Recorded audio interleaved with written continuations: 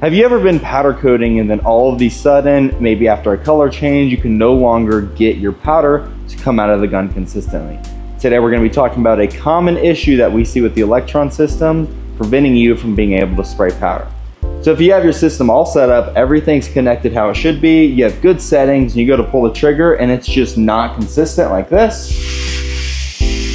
Spraying a little powder, puffs, a bunch of air, just not very dense at all.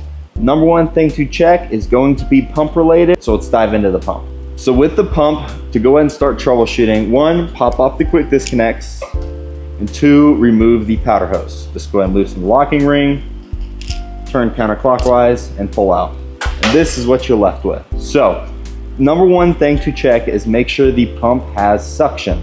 So as long as the pump can suck up powder, it should be able to spray the powder unless there's some sort of clog or barrier later down the powder system. Is spray air, some sort of air gun, down this red fitting here and feel the bottom. You should feel a vacuum cleaner type suction from the bottom of the pump.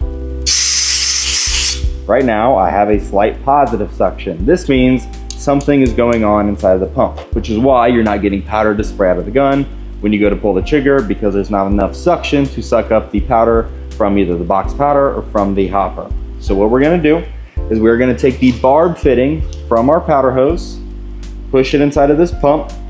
It'll latch on to the injector in here, and you're gonna pull it out.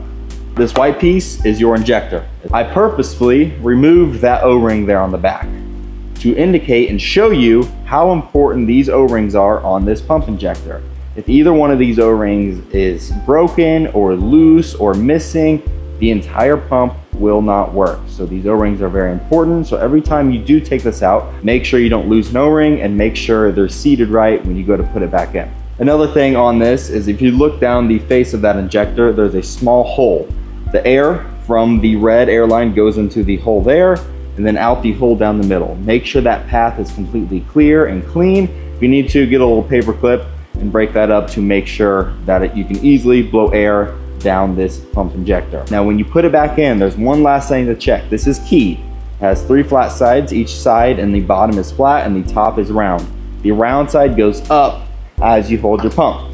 So if you hold your pump vertical, the round side goes up. So when you put this in here, it'll go in and then it should have a little give as it fits in. Now to test and make sure everything's working, put it in the red fitting there and then pull the trigger.